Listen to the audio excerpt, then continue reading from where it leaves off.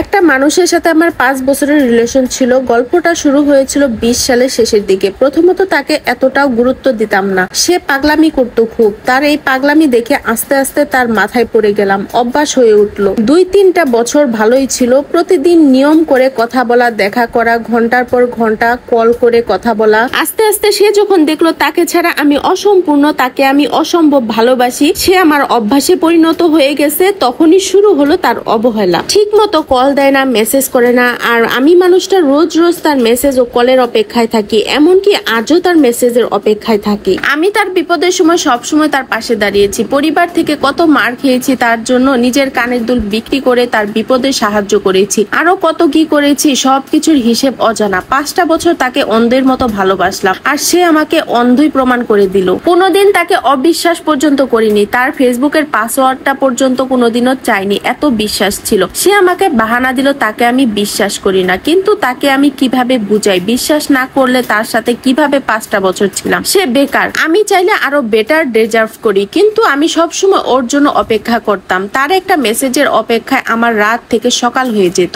এগুলো সহ করা যে কতটা কষ্টের, যার সাথে হয় সেই কেবল রিয়েলাইজ করতে পারবে। যখনই তাকে বিয়ের কথা বলতাম তখনই বলতো আজ না কাল না, তার চাকরি নেই, আমাকে কিভাবে রাখবে, অপেক্ষা করতে বললো, অপেক্ষা করতে থাকলাম। এক পর্যায়ে বলল আমাকে বিয়ে করবে না, বলে দিল আমার থেকে ভালো অন্য কাউকে পেলে বিয়ে করে নিও। কথাটা কত সহজে আমাকে বলে দিল, এক বিন্দু পরিমাণ ভালোবাসলো না আমাকে। আমি যে কতটা কষ্ট পাবো সেইটা তো চিন্তাই করলো না। খুব করে একটা কথা জানতে ইচ্ছা করে, ভালোবাসলে না কেন আমাকে? আমাকে বউ বানানোর স্বপ্ন দেখিয়ে আমাকে ঠকিয়ে গেলে কেন? আমার কথা কি একটুও মনে পড়ে না তোমার? আমি না হয় ক্ষমা করে দিব, কিন্তু আল্লাহর কাছে আমার এক ফোঁটা চোখের পানির হিসাব দিতে পারবে তো? সে আমার সবকিছু ছিল, কিন্তু আমি তার জীবনের কিছুই ছিলাম না। দিন শেষে সে এটাই কিন্তু প্রমাণ করে দিল। এই যে আমাকে ঠকাইলো, এর প্রতি উত্তর হজম করতে পারবে তো? আল্লাহ কিন্তু আমারও। সব সময় মানুষ বলে নারী নাকি ঠকায়, আমি তো তাকে ভালোবেসেছিলাম মন থেকে, তাহলে আমি কেন ঠকে গেলাম? পুরুষ মানুষের মায়া ভয়ঙ্কর, যে এর স্বাদ পেয়েছে সেই কেবল জানে। তারপরও কোনো অভিযোগ নেই তোমার প্রতি, আমার যা থাকবে তা কেবল ভালোবাসা। আমাকে ঠকিয়ে তাও তুমি ভালো থেকো প্রিয়, সুখে থেকো, শান্তিতে থেকো, তোমার জায়গাটা আজীবন তোমারই থাকবে। এমন একটা গল্প আমার সামনে আসলো, আমি পড়তে পড়তে একটা পর্যায়ে মনে পড়লো আপনাদের সাথেও শেয়ার করি। এক দুঃখিনী বোনের ছিল এই গল্পটা, নামটা সেখানে উল্লেখ করা ছিল না। যাই হোক, রিলেশনটা অনেক দিনের ছিল। মানুষ মানুষকে কিভাবে এভাবে ঠকায় জানি না, এরকম বাজে ভাবে যে ঠকে সেই বোঝে এই কষ্টটা হজম করাটা কতটা কষ্টের। একটা কথা খেয়াল করলে দেখবেন, ছেলেরা বলে মেয়েরা সবসময় ঠকায়, আর মেয়েরা বলে ছেলেরা সবসময় ঠকায়। আসলে যে স্বার্থপর সেই হচ্ছে সবসময় ঠকায়, ছেলে মেয়ে ভেদাভেদ নেই। সবার উদ্দেশ্যে শুধুমাত্র